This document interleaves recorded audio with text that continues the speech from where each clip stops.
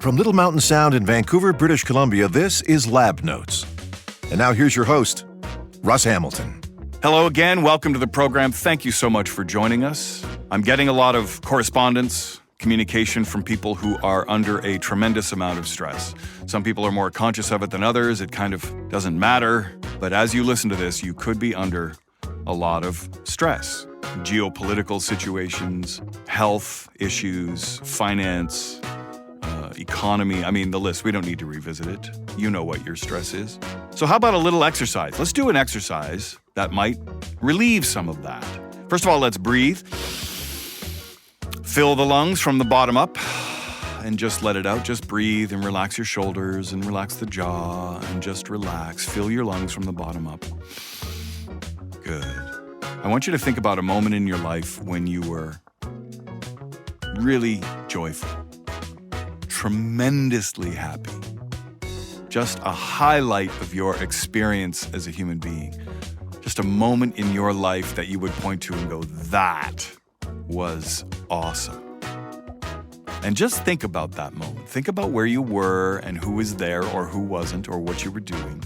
And relive it. Let whatever feelings were true back then, see if you can recreate them now, because that moment was so joyful. And now the exercise is, can you create an artifact that represents that moment in your life? It can be a word on a sticky note. It can be a small drawing. It doesn't have to be a significant artifact, but something that will remind you of that moment. Create that artifact. Write that word down. Draw that picture. Tie those two things together, whatever they are. Create an object that will help you remember that moment. And then, when you're feeling particularly panicked or you're under a tremendous amount of stress and you're worrying, pull that artifact out. Hold it in your hand. Put it in a place you can see and remind yourself that tremendous joy and happiness is possible. And if you can, think of another moment in your life that was amazing, wonderful, and create a second artifact. This can become a practice. Considering the best moments of your life, chances are you already have photographs, but if not, and maybe even if you do, build an artifact. It doesn't have to be much, but just a thing that you can look at or you can hold that will remind you of the greatest moments in your life. See how many of these things you can collect and surround yourself with them, or just put them in your pocket and just jingle them in your pocket if you start feeling low. I find that a really useful exercise, and I invite you to take part. Welcome to Lab Notes. I'm your host, Russ Hamilton. On our show today, we have some tremendous guests, as always. These people are just so generous to talk about their process and how they are developing and growing. And I'm just so proud to talk to every single one of them. We're going to talk to a guest in Vancouver, British Columbia. We're going to talk to a guest in Mexico City. And then we'll travel to New York City and hear from somebody who's doing some extraordinary work. And again, we'll talk to all of these people. I just want you to know that you are tuning into the Connection Lab Network, and we are global. Let's get started. Our first guest is Valerie Nishi. Valerie, how do you and I know each other? Well, we have a sordid past, don't we, Russ? Oh my goodness, the things we've seen. The things we've seen. I believe we first met through our mutual friend, Mark Frein. Right. I believe there was a client that I was working on, and he wanted me to meet you because you were doing some cool stuff. And we wanted to explore working with some executives and bringing in some really, more interactive and experiential communications development. So and you and I got on a call, and I remember thinking, wow, I want to get to know you. I remember I think you were just setting up or had recently set up the Women's Leadership Program. Yes. Was that fairly new for you? Because I remember that was a fairly hot topic.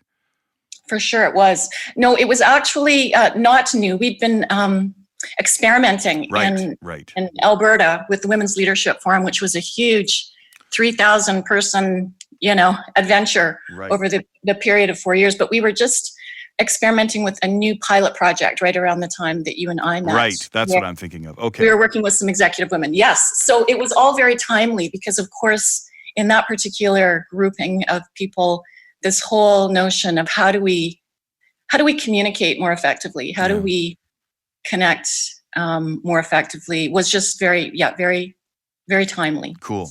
Valerie, you are an associate faculty at Royal Roads University. You are also a Fielding graduate. You were a fellow, weren't you, at Fielding? I am a PhD graduate there. I am not a fellow. I think that takes years and years and years and years. I appreciate research. your efficiency. I put it on my to-do list. Nice.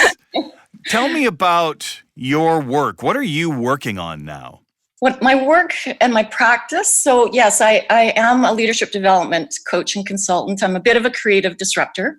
I enjoy exploring the intersection of art, business, and leadership. I also like to consider myself a humanist. So I'm often tying my work to those endeavors that make the planet and make humanity better.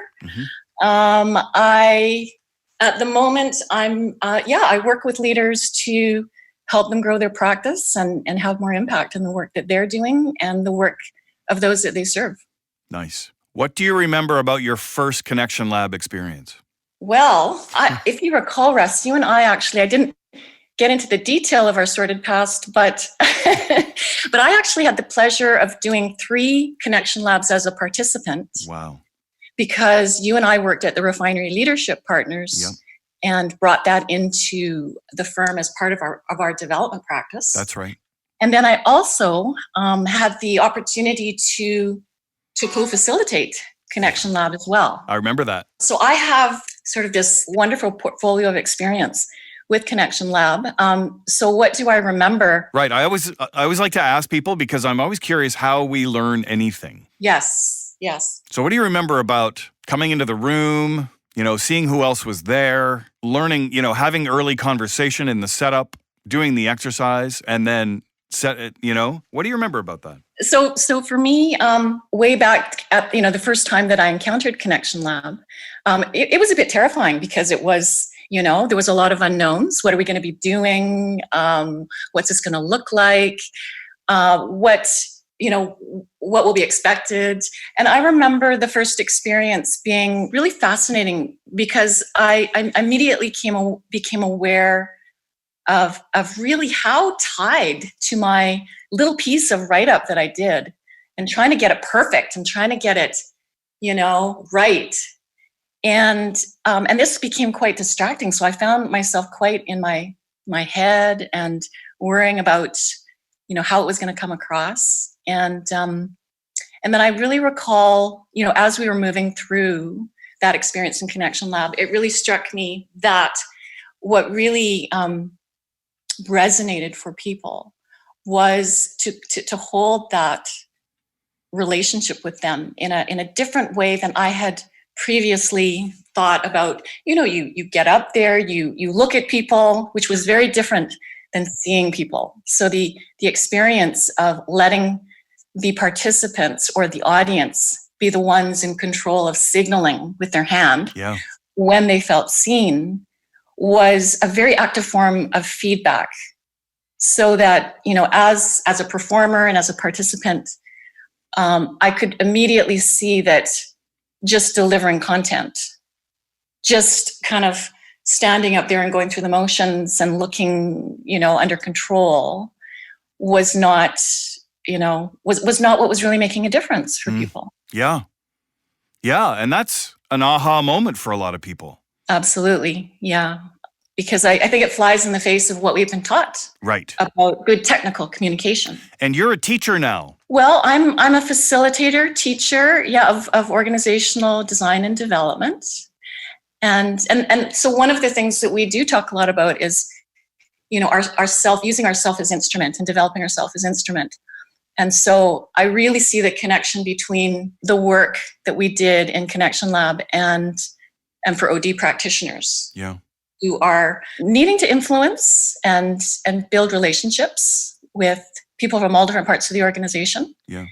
And and under some pretty high pressure in pretty high pressure environment. So that's the first question in the 6-box model is, how do I show up under stress? And of course, if we build it out, how does the organization show up under stress? And how does it want to? And what does it want to get better at? And these, I think, are increasingly useful questions as we explore how we diagnose as an organization. How do we self-diagnose?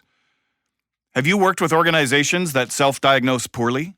Well, yes. So we probably shouldn't laugh that hard, but yeah. Well, yes. Yeah. Well, isn't it the hardest thing to do, self-awareness, self-reflection, and to do that at an organizational level? So what comes up for me is permission to fail then. I need practice at self-diagnosis. I need practice.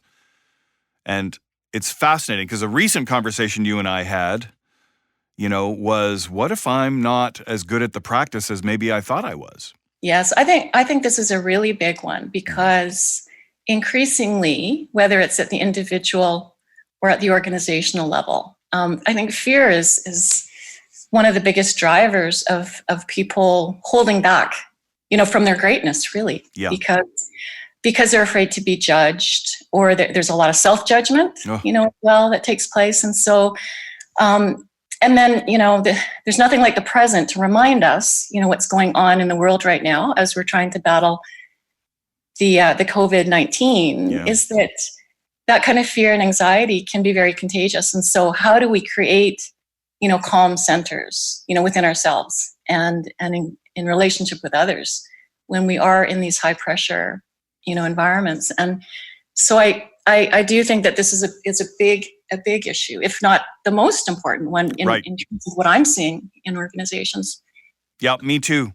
And in individuals who practice, use the language and are convinced that their practice is, healthy and good and transparent and developmental. And only under stress, or only after asking the question so long, do we start actually seeing that under certain kinds of stress, we're not behaving the way we think we are. That we're not contributing to our community the way we think we are. And if we can see that, this is why I say, if the definition of success is to notice without judgment or correction. Just notice. Oh my goodness, am I not showing up the way I think I am? Am I impacting my community and my relationships in a different way, in a way that is not what I want? Oh no. Oh no. And that moment of insight. Yeah. Well, as you're describing this, it reminds me of, it was actually a group that you and I were working with a fairly conservative, mature industry client. Yep. And it was a group of executive, all male. I think there were about 5 or 6 individuals in the group. And I remember distinctly when the first person decided to embrace that permission to fail. Yeah.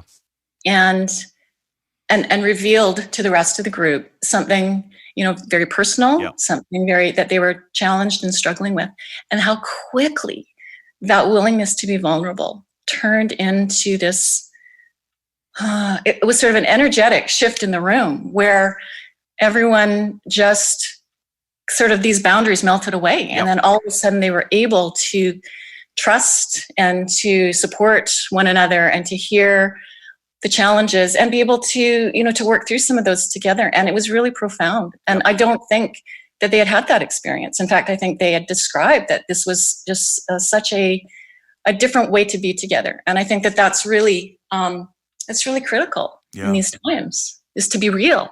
We say it, right? Be real. And yet the question I keep asking is, what is the competency of being real? It's not enough to point at the objective and go, be more of the objective. I just find that so infuriating. No. What is the process? What is the practice that's going to help me get to where I want to be? Because pointing at the outcome is almost useless, especially if we haven't co-created it. If I have self-diagnosed, and maybe I'm not very good at that, and I point at some outcome and say, be more of the outcome. Well, Okay, but how? What is the practice? What is the thing I need to raise my consciousness around or practice or be? What is the competency? Mm-hmm. So I remember working with you and a group of others in New York. Remember Module 2? Indeed, I cannot forget it. As hard as you've tried, and yet it was an extraordinary day with some extraordinary people building on our experience. What do you remember about that day? I remember that this was about demand. Right. This particular session. Right. And being able to really bring our call to action in a way that serves our audience. Yes.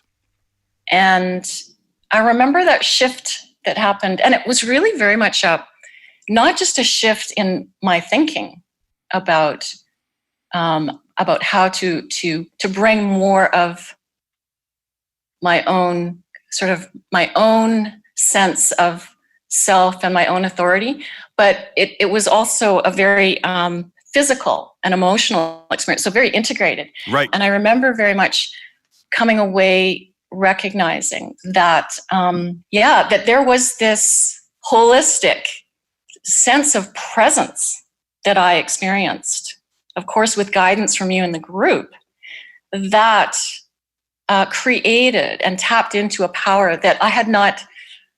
I guess you just sort of think, well, I just didn't know I had. Right. When people start to respond to you and you realize that, I have this ability to bring more of my authentic, presence and who I am and what I believe to be important in a way that connects with other people. And for me, that actual experience of doing that was very, it certainly builds confidence and it's affirming, and it helps to build the next stepping stone for doing more of that, as you say, practice.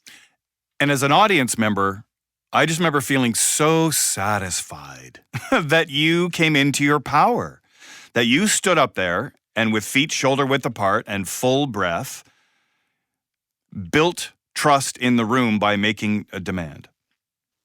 Built trust in the room because the quality of relationship, especially with you, is always so present. I think it's an innate skill with you that I really liked you raising to consciousness. What is this skill that I have about creating relationship? But we cannot make effective demands on audience members that do not feel seen and heard. So when the audience member raised their hand, they felt seen and heard, you called them to action. You made a demand on them that was present for you. You were sharing a demand that was resonating for you with them. And it built trust. And it built an empowerment in the group, and it built a desire to work with you. And I think the group's experience of you was relief, because that's how we see you, is in that power. And we need you to make that demand on us. We need you to tell us what you want us to do. We may disagree. We may think there's another word or a different call to action, but now we're having a conversation about how to move forward as a group, not whether or not we feel seen or heard, or whether or not you're the quarterback in the huddle. You're calling the play. And it just helped all of us feel better. So I remember that experience of you as an audience member, and I remember that kind of rocked you a little bit. Yeah, well, it was, I think for me, it's to have so many people that I respected, in the room and I've worked with, and to have that level of support. It was very, it was emotional, and it was validating, and it was incredibly inspiring. So, that's the power of having this very in the moment kind of experience with each other, and be willing to go to those places where we're on that edge, on that edge of our own development, and be able to kind of jump in. And I think that's the beauty of it. Yep. Are you willing to share what you're working on now? What are you trying to get better at? Yes, of course. Always. I am working on being more present. Yeah. As simple and complex as that is. Yeah, and simple and as complex as that is, just being present. Yes. Tremendous. I have one more question for you, and then I'm going to ask you if you have any questions for me. Awesome. Okay. Are you going to listen to this interview?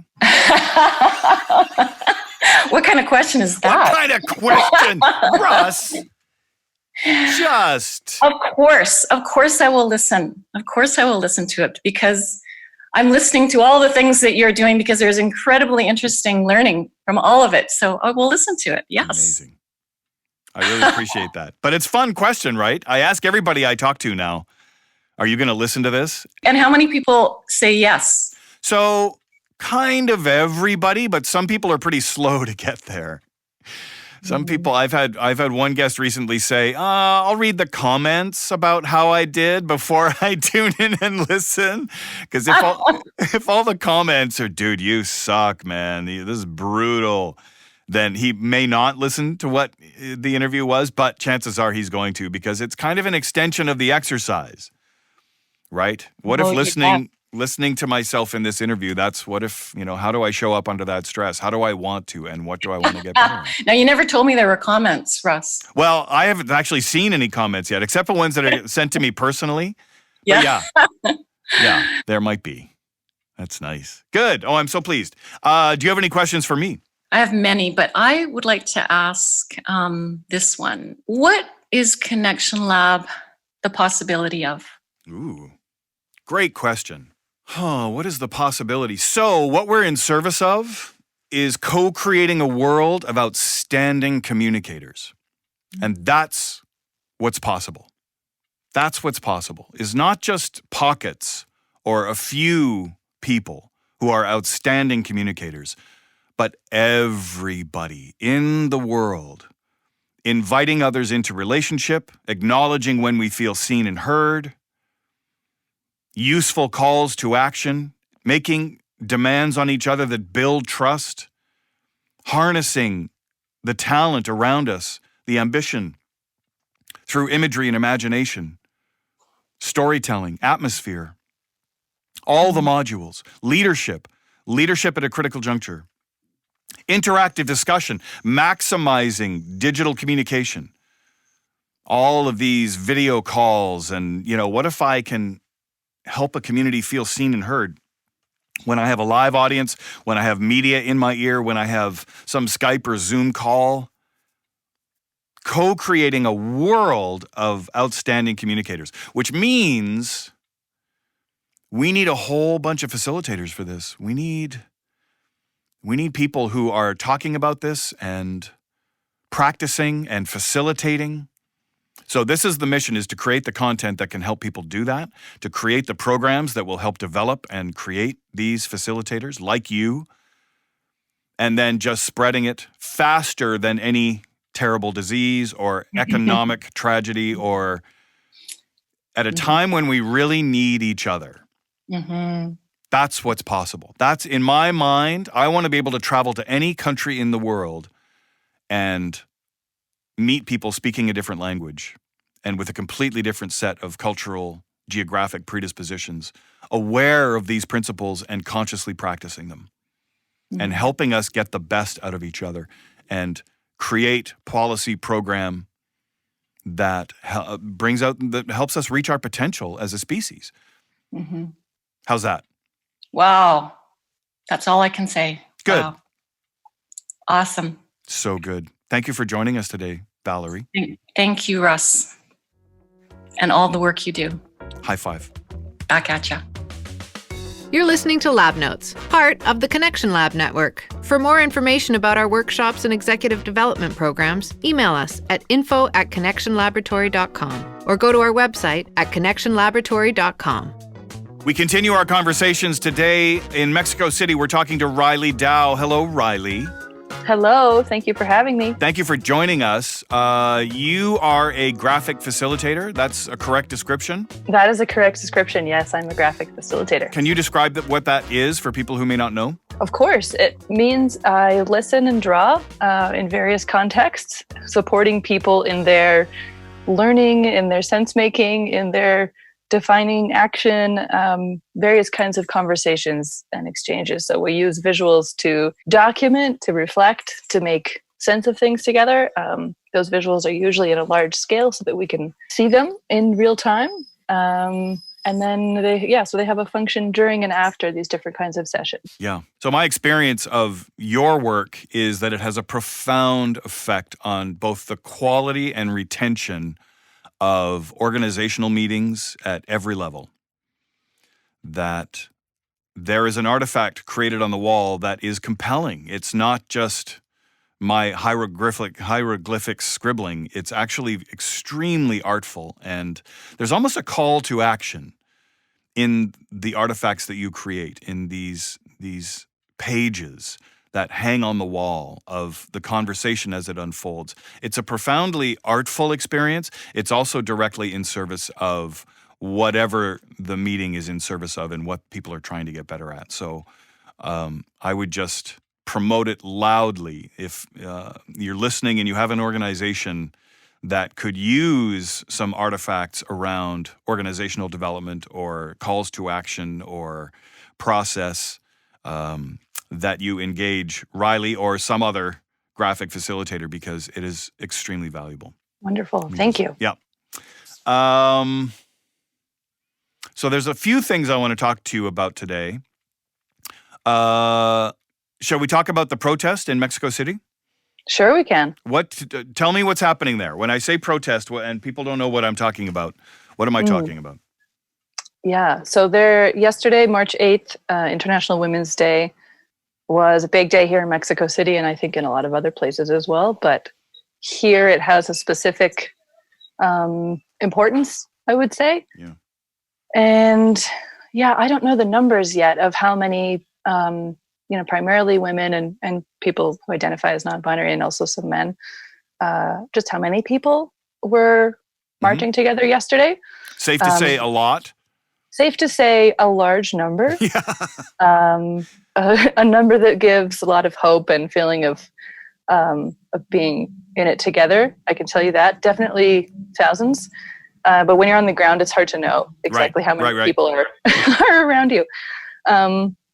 So that was yesterday, and we marched from what's called the Monumento a la Revolución, which is a place of importance here in Mexico, into the main city plaza, which oddly was kind of blocked off, I think, sort of strategically by the city. Yep. So that was interesting to kind of confront that as well. But yeah, Mexico is in a crisis of violence against women in many different forms. Yep.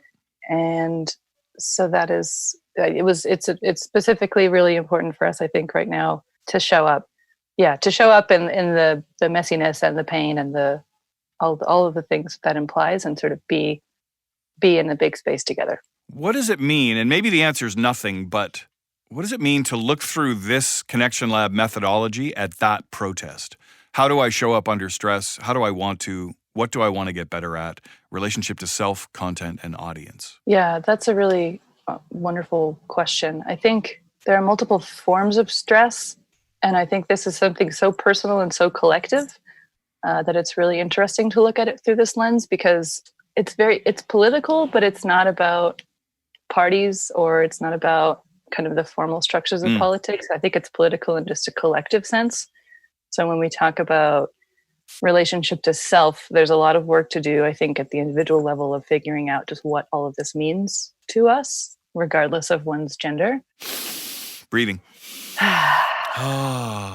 You co-created this menu, this Connection Lab Notes menu. I did. I share this with all the guests, and they love it. Oh, I'm so glad.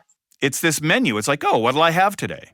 It's like sitting down at a diner and going, oh, do I want the special? Do I want what I had last time? Is it That's right? That's right? right. So, and it doesn't feel scary. I mean, now that I'm on the other side and I've been presented with it, yes, I didn't feel scared by it, which is probably good. Let's call it good, just so it has a name. Yeah.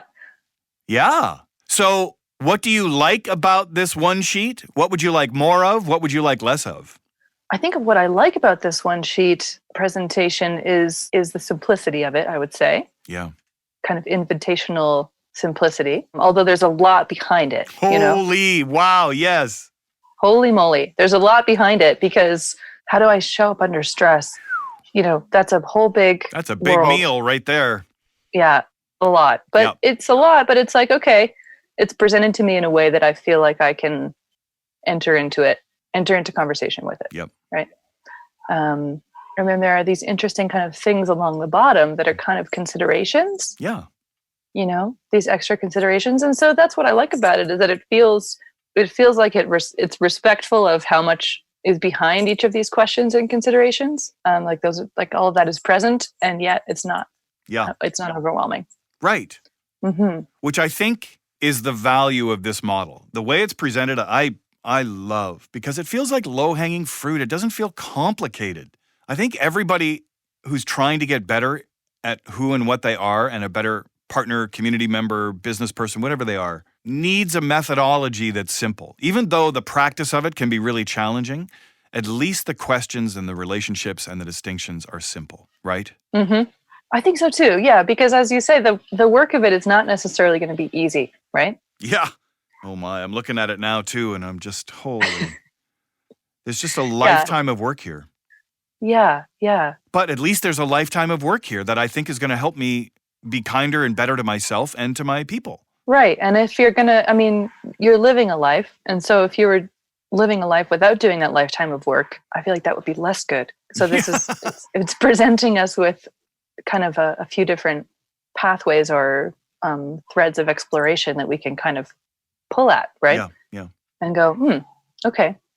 Like you say, isn't that interesting? Isn't right? that interesting? I love it. So I like all of that about it. I really do.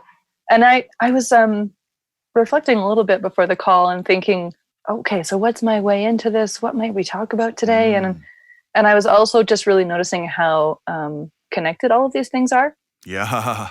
So I would also kind of point that out, because they really do live together, Yeah. It's pairings. Yeah, it's pairings. And it's like, can you really separate self and content and audience? It's all Right. happening at the same time. Yeah. And so that's important, I think, to pay attention to as well. Excellent. You did a connection lab recently. Yes. What do you remember about Yes, that? we did. We did. Oh my. What do you remember about it? Yeah, so that was a wonderful experience. I remember enjoying the hosting aspect of it.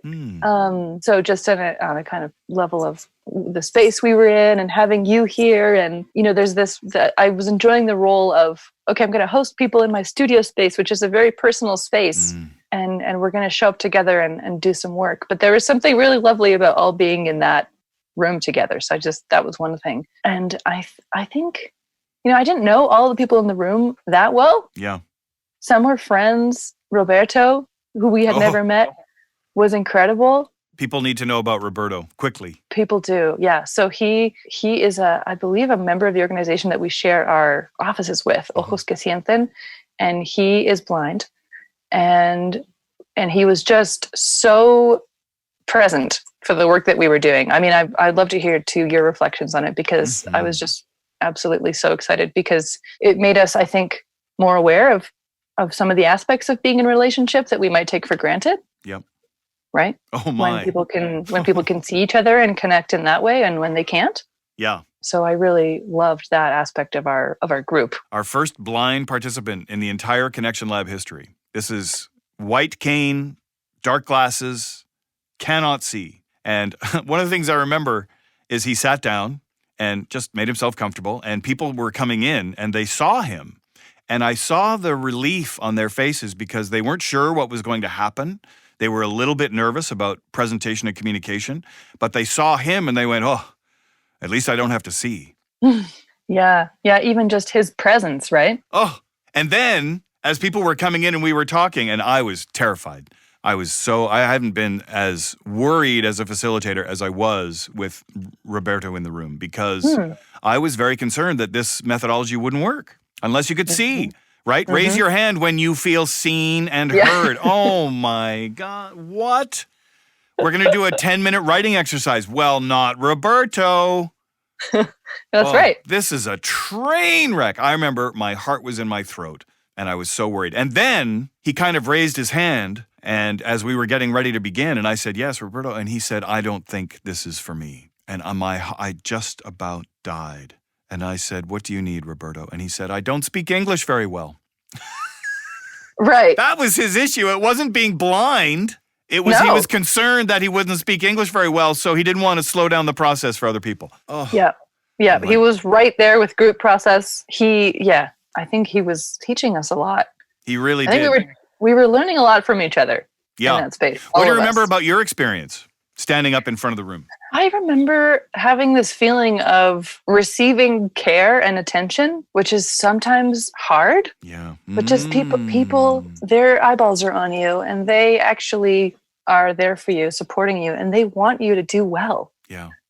And I was like, whoa, what do I do with that? And then I didn't really have to do anything in particular with that, which was kind of a relief. But it was just the noticing and receiving of that, noticing and receiving people's attention and support. And care. And let's say it, love. Yeah. Right? Yeah. And you can it's just fascinating to think about accessing that. You know, do we walk around feeling like the world is against us? And how can we tap into those forms of care and support that are maybe all around us and offer those, you know?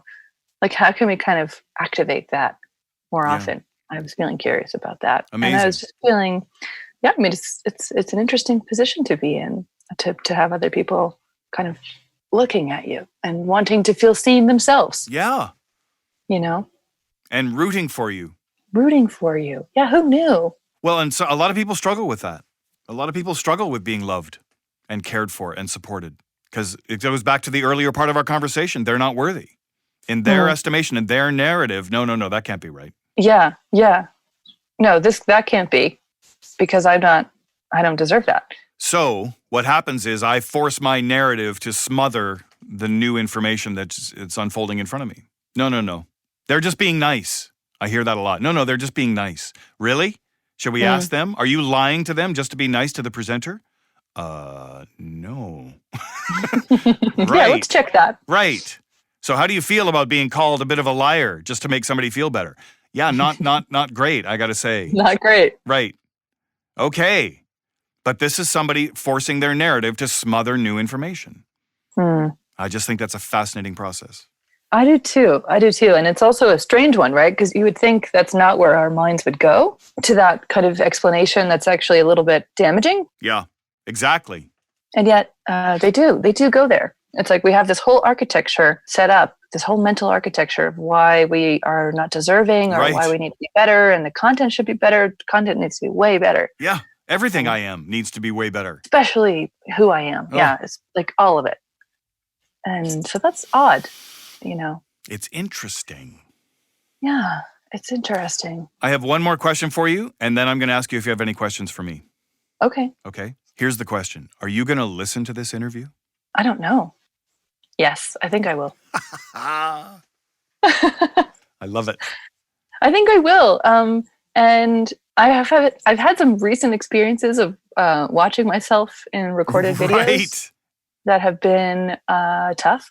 Yeah. Tough to endure. Yeah. But I think it's a good form of feedback to yourself about how am I showing up. Exactly. So I'm curious about that aspect of it. And I'm willing to endure the slight pain of it to go through that exploration. How's that? Makes me happy. Endure the pain. That's our new call to action. Endure it. Yeah, it sounds like a CrossFit gym. Exactly. We're doing burpees. Okay. Yeah. Excellent. Do you have any questions for me? So I'm curious how this podcast thing is going for you. What are you learning? Well, it's an overwhelming experience for me to talk to people about their experience with this work, people who are close friends of mine, people who are a little more distant, people who are just professional relationships, casual relationships. But people are so generous talking about their experience, and they're so kind to me and loving. And so it's been wonderful. And I want to build on it. I want to take all of this great energy, all this great conversation, and I want to build on it. There's a call to action here to share. Don't just talk to me about it. Share this podcast or recreate it in your own conversations. Mm-hmm. Help co-create a world of outstanding communicators where presenters and audience feel seen, heard, and necessary. How beautiful. Yeah, that's where I am with this. And it's kind of all I want to do now, which is not great, but I just love this so much. Does that answer your question? It does. I'm so glad to hear that, because it's making me think of this notion of like when you reach out to people or when you're receiving that supportive kind of energy, right? Like people are so open and willing and want to tell you their stories. And to me, that's just like this really interesting, wonderful thing. Yeah. Like if you ask for it, people are so ready to tell. Yeah. Mm-hmm. It's very generous. Thank you so much for talking to me. Thank you. This has been fantastic. Riley Dow in Mexico City has been our guest. High five, Riley. Nice.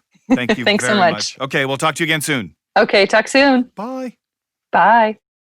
So if you're listening to this and maybe somebody recommended you tune into this podcast, first of all, thank you for doing so. If you want to get more information and find out more about what we're talking about, specifically, you can go to podcast.connectionlaboratory.com. And that has the menu that we discuss with the 6-box model and some of the questions and distinctions. Also, you can just visit the website, connectionlaboratory.com. It breaks down everything that we offer. It talks about client experience. It talks about all the programs. All the information is there. If you want to find out more, connectionlaboratory.com. That's the place to go.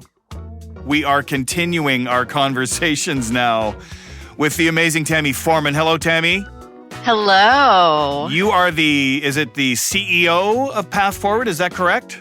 I am the executive director, but in nonprofit language, that is CEO. I'm the chief executive, yes. Tell us what Path Forward is. Path Forward is a nonprofit organization, and we're on a mission to help people who've taken time off for caregiving restart their careers. So that usually people think of stay-at-home moms, right? People who took some time to take care of their children, but it could be other family members, and are now looking to restart their careers. So we mainly work with employers. We're a workforce development organization. Amazing. If somebody wants to get in touch with you, what's the best way to do it? Our website is pathforward.org. There's places to put in your information or email us or tweet us, LinkedIn us, Facebook us, all the things. Tremendous. All the things. All the things. So good. All the things. How did you and I meet? We met because you were doing these crazy experimental leadership development cohort model style stuff at a company called Return Path. Yep.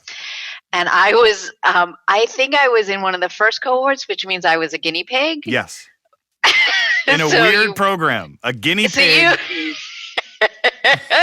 So you practiced on me, which I was completely game with. So that worked out. Yep, that works. So that's like 2012. Yeah. Yeah. So my brain around that. Yeah. I remember marshmallows, and we were building things with marshmallows. There were some paper airplanes. There was a blindfold at one point. I mean, it was pretty crazy stuff, as I recall. Yeah, totally. And why? What was it in service of, this circus? What was it in service of? What do you think? I felt like it was in service of really helping us all to get in touch with ourselves as leaders. Like it got you. We spend so much time in corporate America, and even a company like Return Path, which was so good in so many ways, but still fell into some of the quagmires of let's all sit in a room and talk for 7 hours about the thing we need to do next. And the leadership journey stuff we did with you and the rest of the team it just got us out of that, right? It got us out of just sitting around a table talking about nothing. Yeah. And forced us to do things. Yeah. And play. We don't play enough. Well, that's a generous memory because because in the moment it was stressful. Oh, sure. Right? I'll bet. A competitive game completely contrived and made up of building like paper airplanes and landing pods, but it was competitive. And so even something that was introduced and people would roll their eyes and go, dude, are you serious? We're going to make paper. That is so. And then 7 minutes later, there's heated arguments in the boardroom. Yes. About who gets the straw and who gets the bag of sugar and who gets the Play-Doh and those marshmallows are mine. But that's what made it so great. Because here's the thing. And I will say, I don't know if we were ever able to carry it back to the real work. Right. And that may have been a failing of ours, but the fact that it was marshmallows and paper planes is what made us able to argue, because it was so absurd. Right. It was so silly. It was so stupid, but you could actually argue. And there's something about the way so much corporate life is now that we don't argue, right? We don't have those disagreements. Or if you do, it's the sniping in the back. Right. It's just, it doesn't happen out in the open in that way. And there was a way in which, because it was a game and because it was play and because it was silly, we could have an argument, and we could play different roles in different ways. And there was a way in which it was looser. And we were able to do that. And I think if there was a way in which we all collectively, what we could have done is take it then, okay, so then how does this apply when we come in this room to do our quarterly goals? What can we learn from this, and how can we apply it to that process? Because that's where that's not happening. Right. But that's what made it feel just kind of fun and interesting and invigorating. Well, and for me, it was the beginning of the 6-box. How do I show up under stress? Right? Well, what if it's contrived, stupid stress? What if it's paper airplanes and marshmallows? Yeah, I still made choices that I don't think were great. I showed up in ways that I don't think were collaborative or productive. And maybe I was enormously successful. And is that okay? So it introduced these questions. How do I show up under stress? How do I want to? And what do I want to get better at? Yes. Right? That's the question that helps me transfer the experience of marshmallows and paper airplanes to the real world. Right. So that was the beginning of that process. Right. What do you remember about your Connection Lab session? Do you remember it? Because the answer is totally allowed to be, Russ, I don't know. I was medicated.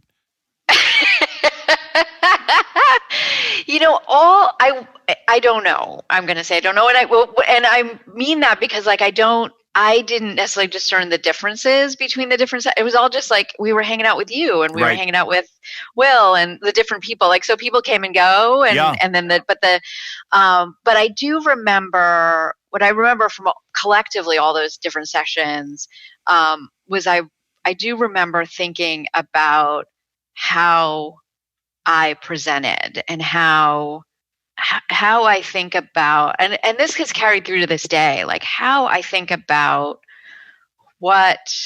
how I can be in service to the audience, how I can help them. I came into the work that I'm doing now.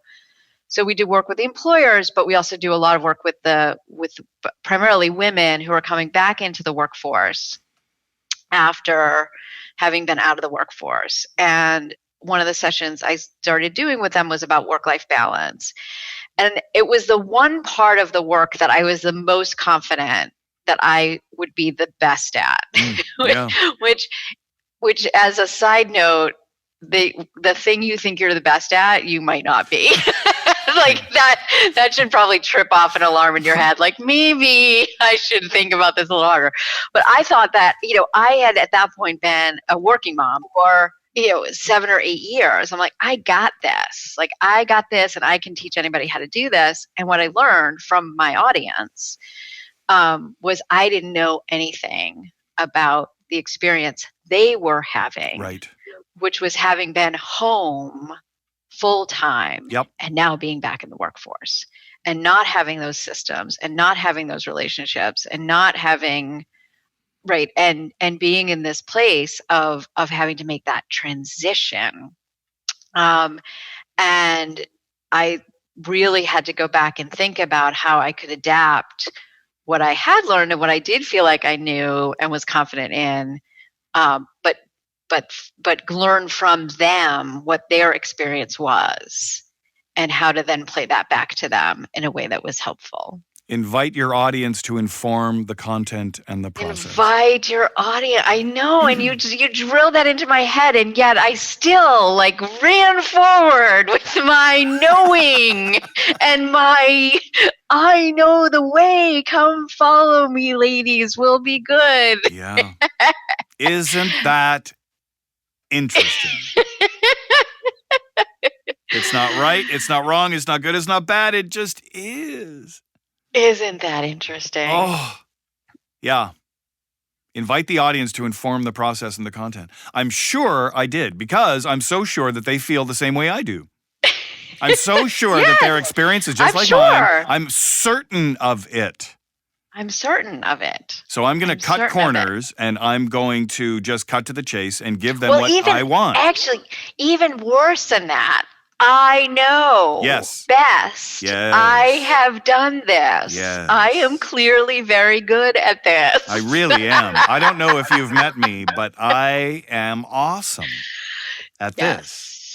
I did think about you at the breakfast table this morning. Yes. What happened? Because my 12-year-old daughter said to my 10-year-old son, I can tell the future. And she said to him, you're about to breathe. Thank you for breathing.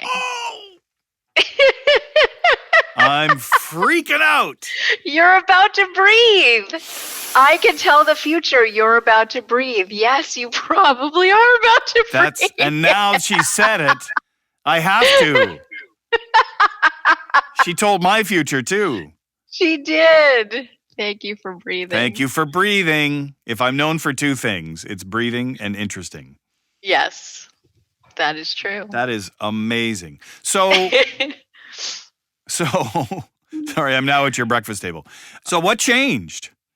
When you went in knowing and then you kind of ran into discovering how to meet them where they are at full speed, what happened?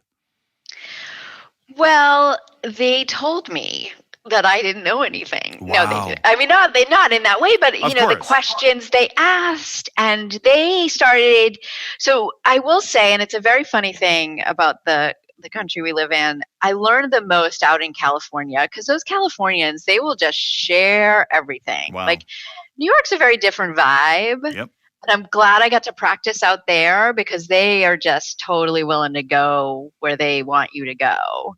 And they would just they just basically took over. They would just start giving each other advice. Because like clearly the woman at the front of the room doesn't know what the hell she's talking about because, her New York life with her nanny, blah, blah, blah. No, we're going to get down and get real here, ladies. And I'm going to tell you. And they just started doing it. And because I had learned from you, I was able to open the space for that and hold the space for them to do that. And it was like, oh, I need to just shut up and listen. Wow. And then I'm going to be able to take this to all the other places that I need to take it. And you did. And we did. And I did. But yeah, I just sort of opened it up and they told me. They told me what they needed. So if you listen to your audience, they will tell you what they need. Well, if you ask and then listen. If you ask and then listen. And I think, and it's funny, I think I have started, I'll go ahead and I think it's always a process, but I think I have found a good way to discern when I need to listen to them and when they need to listen to me. Great.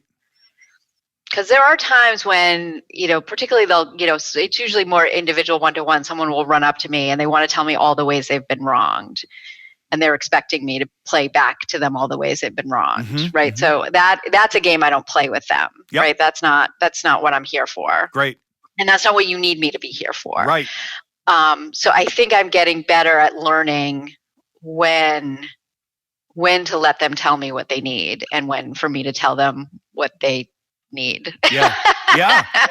That makes perfect sense for me. Which is tricky.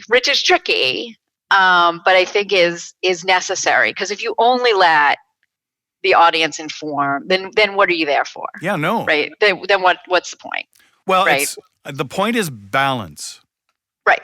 Exactly. Right. Exactly. I have seen something you haven't seen. It's what I've come to find for me is recognizing when they have a better point of view or experience. Not better isn't the way to put it. It's not a superlative. But when their perspective or experience is something that's more true in that moment, and then but also knowing when I've seen something they haven't seen yet. Right. Right. I actually know what the other side of the mountain looks like. Yeah. And I can get you there. Yeah. So you have to just trust me. But I am totally willing to hear what's on your side of the mountain. The side of the mountain we're both on, right? And what your side looks like. Are your questions getting better for them? Are you helping them respond? Are you collecting good questions? Yeah, I think so. I have people who will come up to me or call me with their litany of like, usually it's something like real small interpersonal, like the things that happen at work. And one of the good questions I've come to start to ask people is how is this serving you? How is being involved in this particular situation serving you? Yeah. And it's really interesting how people respond to that, right? Because they'll immediately kind of it sometimes takes a couple tries. That's right. Because they're immediately launching into, well, this person did this, and then that person did that, and then this person did the other thing, and you're like, yeah, okay, so how is this helping you? Right. How is this serving you? And that's true for clients too. Oh God, yeah. Right. How is this process serving you? Right. Your hiring process, your diligence, your recruiting. Right. No, the answer is not great now that you put some light on it. Isn't that interesting? Is that something you want to get better at? Isn't that interesting, right? So yes. Good. I'm going to ask you one more question, and then I'm going to ask if you have any questions for me. Okay. Here's my question. Are you going to listen to this podcast? Yes. And your interview with yourself? Yes. Okay, here's something you probably already figured out about me. I love the sound of my voice. I do. I really do. It took me a long time, but I really do love the sound of my own voice. Good. So I will absolutely listen to it. I really will. That makes me so happy. It really does. You can imagine some people hesitate, but pretty much everybody gets to yes. I'm sorry to be like, oh yeah, of course I am. I would have won that bet. If somebody had said, what do you bet she's going to say? I'm like, yeah, she's totally going to. Are you kidding? That's awesome. Do you have any questions for me? Can I ask two? Yep.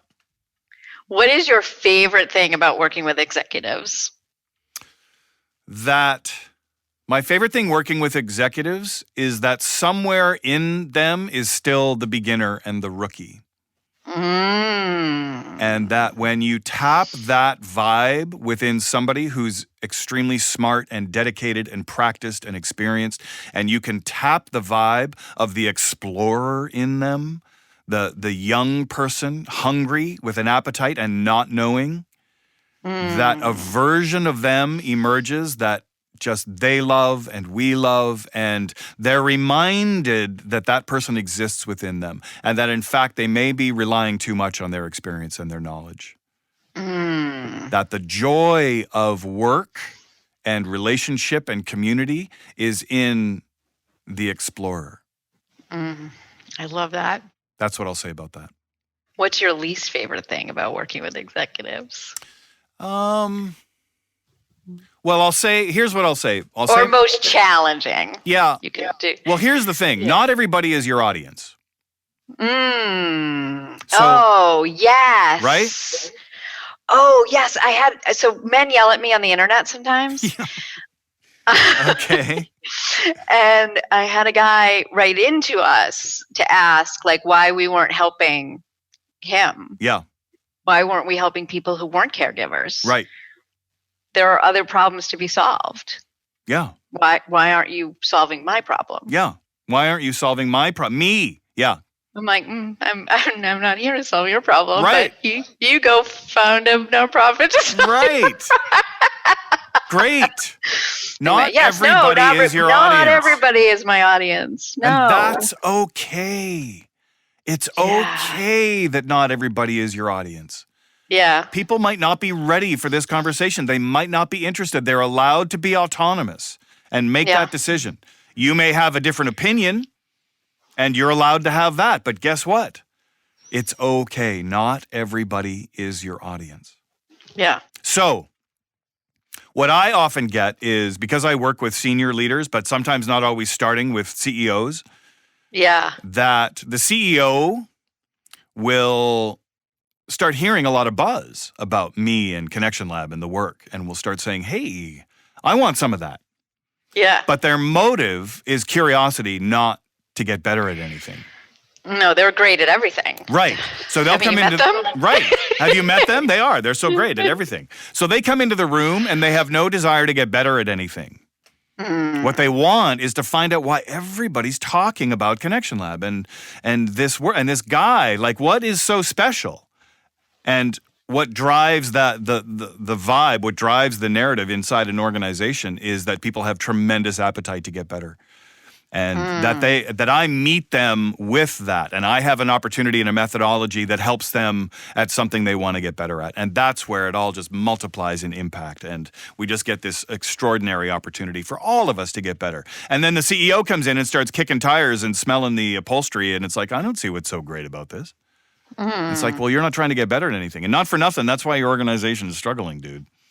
Right. Because the organization isn't trying to get better at anything. You're just taking it all for granted. And by the way, somebody's creeping up behind you is going to eat your lunch. Right. So that's the most challenging situation is because now I say no. Now I say no to these CEOs and senior leaders who say, oh, I hear lots of great things. I'd like to do a program. And I go, tell you what, no. What do you want to get better at? Well, what do you want to get better at? And I've talked to CEOs who take a week, 2 weeks to answer that question. Because what they start with is everything. I want to get better at everything. And I go, yeah, that's a cop-out. Everything is nothing. Everything is nothing. I need specifics about what you want to get better at. And it's okay if you try 3 or 4 times and get it wrong. It's totally fine. What we need is to spend time in that question. And then when you answer passionately about what you want to get better at, now we can dive in and start working. Now there's a methodology that, and with people who lead with what they clearly want to get better at. And the thing is, it makes them endearing is they don't want to get better at it. Their business needs them to get better at it. Oh, yeah. Right? So if they could avoid it, if they could just cut a check and just avoid this, they would. But they cannot because their business is hemorrhaging. Yeah. That's my answer. Yeah. Sometimes the world needs us to be better at things we don't necessarily want to be better at. So I often have this conversation with coaches and facilitators who say, no, play to your strength. Oh, shush. I mean, sure. Yeah, of course, when it calls for it. But by the way, we should always be expanding. And we need to show our organization what it looks like to get better at anything.